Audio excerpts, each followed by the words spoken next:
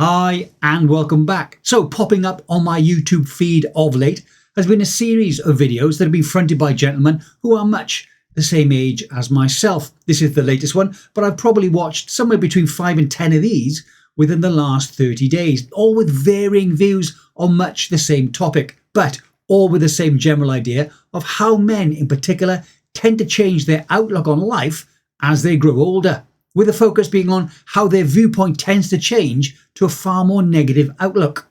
So I'm going to cover what I think and then talk about how I know my attitudes are changing as the years roll by. But I'd also like to hear from people who watch this video who come from much the same age group, and also the age group ahead of mine to an age maybe 60 plus, 65 or 70, because that's the age I'm heading towards. And I'll cover the specific age groups in just a second, but I want to know, is this a common theme with people of a similar age? So basically, let me know if what I'm about to talk about does actually strike a chord with you, or if you see these things in other people who are around about the same age and also the same stage of life. So this screenshot shows the demographics of the people who watch my channel. Obviously not 100% accurate, because people will set up YouTube accounts and use incorrect information, or they'll view the channel without actually logging in, although I expect this percentage of people is going to be very low. The first thing I think to note here is the vast majority of the viewers of the channel are male, 83.4%. That said, 16.6% of females is still a very irrelevant number. As you'd expect, nobody between the age of 13 and 17 watch a YouTube channel about longevity, and only 5.4% of people, both male and female, between the ages of 18 and 24 actually do pay attention. Now you can see the vast majority of people who actually watch this channel are aged between 25 and 54. Now this is probably my own bias, because I didn't start my longevity experiment until I was in my mid-50s. I would have thought interest in longevity topics would have been much higher in people over the age of 50 and continuing to increase all the way up to the 65-year plus category. But as you can see, this is not the case. It's actually the opposite. People from the age of 54 to 65 tend to have less interest. Now, this may not be because they're not interested in longevity. It may be because they're not interested in YouTube and longevity. Now, getting back to the other videos that I did watch, the ones that were the inspiration for this video and getting me to think about my attitude and tolerance as I grow older. Those guys, and I can't remember watching one where the presenter was female, all tended to be over the age of 50, but they were no older than 65. One of the themes of these videos is tolerance, and how one's tolerance tends to wane as one gets older. It's always confused me, especially when I was younger, and especially when I was in the army. If someone would ask someone else their opinion on someone, they would answer with, yeah, he's a good guy, he doesn't suffer fools gladly.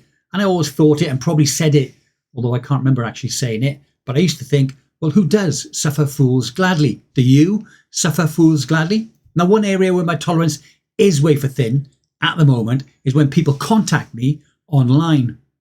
And these contacts in the main are probably around 99% unsolicited. And for me, I don't really think that's a problem. I think it's the laziness of the people who approach me that really turns me off. So yes, I'm on YouTube, but I'm actively on other channels as my longevity experiment. And there's probably about 10 or 11 other platforms. If you watch the Friday with giveaway videos, you'll know that one of those is Substack. The kind of message that really irks me, for example, are from website designers who start the email by saying, you've got a great website, it lacks SEO, and as a result, it's not going to get picked up in search. Would you be interested? As a website designer with X number of years of experience in the design space, I'd be honored if we could collaborate and I could improve your website to improve your reach. Now, I did used to have a blog a long time ago. That's now morphed into the Substack site. So I was always curious as to what website of mine they'd seen and they wanted to improve, because I haven't got one. So I'd reply, because I'm now semi-retired, I got plenty of time to do that, and ask them which one of my specific websites do they think they could improve. And then I waited for their reply. Most didn't bother replying, but some did.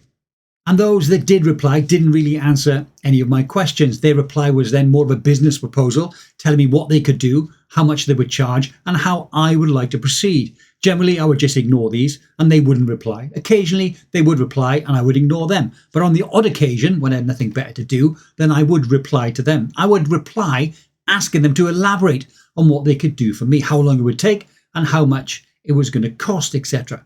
They got the message when it was taking me more than a week to reply to their replies. And those that did reply just got me asking them more questions. So where do you stand on this? Now, I've got quite a few younger friends who just delete these emails and accept it as part of being on the internet. Now, I do that with lots of marketing emails. There's no problem because they're all cold.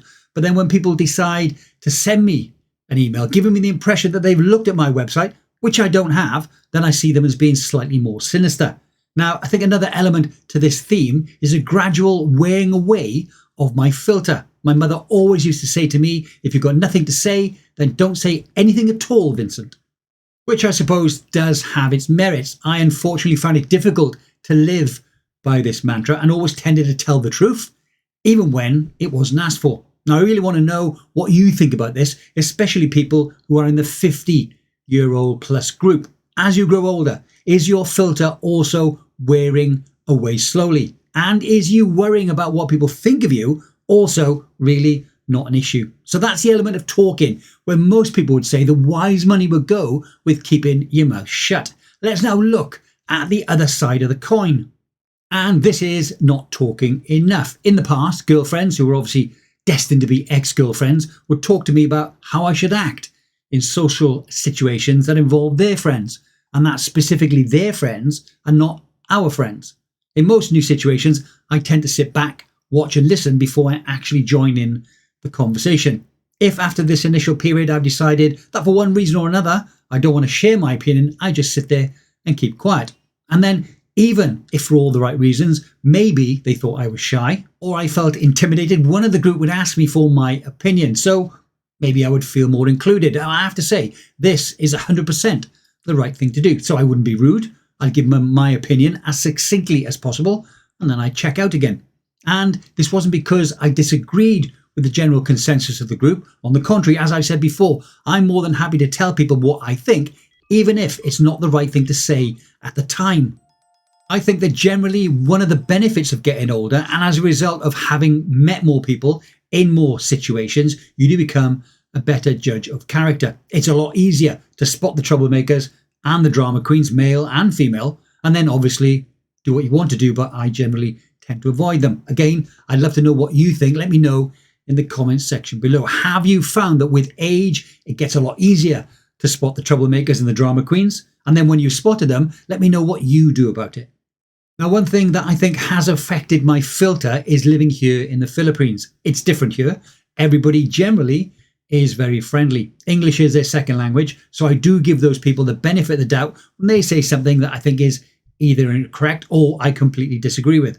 But I do come across expats like myself whose first language is English. And another thing that I see in myself as I get older is I seem to be more happy not to feel the need to spark up conversation or to ask for contact details if there's been a conversation.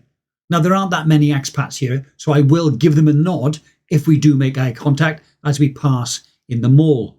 And I will pass the time of day if they want to chat to me, but I certainly don't go out of my way to start the conversation. Now, one thing that I do struggle with here is that there is strong evidence that a good social circle is beneficial for longevity. Quickly watch this short clip from a TED Talk. So let's now look at her data in summary, going from the least powerful predictor to the strongest, okay? So clean air, which is great, it doesn't predict how long you will live. Whether you have your hypertension treated is good, still not a strong predictor. Whether you're lean or overweight, you can stop feeling guilty about this because it's only in third place. How much exercise you get is next, still only a moderate predictor. Whether you've had a cardiac event and you're in rehab and exercising, getting higher now. Whether you've had a flu vaccine. Did anybody here know that having a flu vaccine protects you more than doing exercise? Whether you were drinking and quit, or whether you're a moderate drinker, whether you don't smoke, or if you did, whether you quit.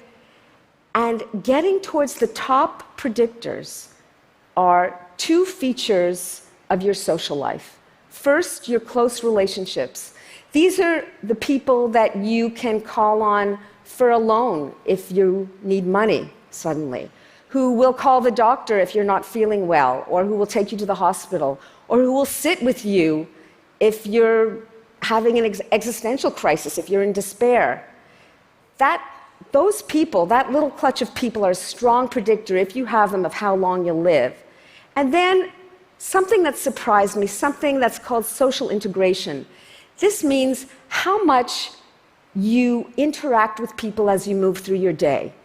So being in the Philippines, this does become tricky, as I do think I've got a large enough group of close friends, but they're not all here in the Philippines. Some are in America, some in the UK, quite a few in Europe, 2 in Australia, and 1 very good friend in Thailand. Now, I can ask them for money, and they can mail me or they can wire me that money. That's not an issue. But they can't call me a doctor, and they can't drive me to the hospital. And as for social interaction, I think I'm going to be okay with that too. Working in the Middle East, it was impossible not to do this. As part of the normal greeting, Arabs will always ask you how you are, how's your health, how's the family, etc. Then there's a tea or coffee ritual at the beginning of any meeting, a social chat before you get down to business. Now, I thought with retirement, this would probably fade away. But visiting the gym at least once a day means I can't lock myself away in this office as much as I maybe want to. And once the gym is built, I see myself training for an hour in the morning and then doing all the work that I normally do here in my office that's going to be in the gym. And then probably, fingers crossed, training a second time in the afternoon. So what about you and your friends, your real friends, people you've known for, say, 10 years or longer, and you still go out of your way to stay in touch with them? Now, some people may say, I'm getting more antisocial as I get older. Do you think you're getting more antisocial as you get older? Or would you call it being more selective? Or are you getting more social as you get older? I don't like the word antisocial. I tend to think of me as getting more selective with the people that I engage with on a daily basis. Now, obviously, anyone that watches this video is more than free to comment. And you know, I do read all the comments and reply to the vast majority. And if I don't think the comment needs to be replied, you'll always get at least a heart off me. But I'd really like to hear from those who are 60 plus, 65, even 70. Did you go through the same thing that I'm going through now with regard to being selective with the group that you interact with? Does it level out? Or are you getting more selective as you get older? What have I got to look forward to with regard to tolerance as I get older?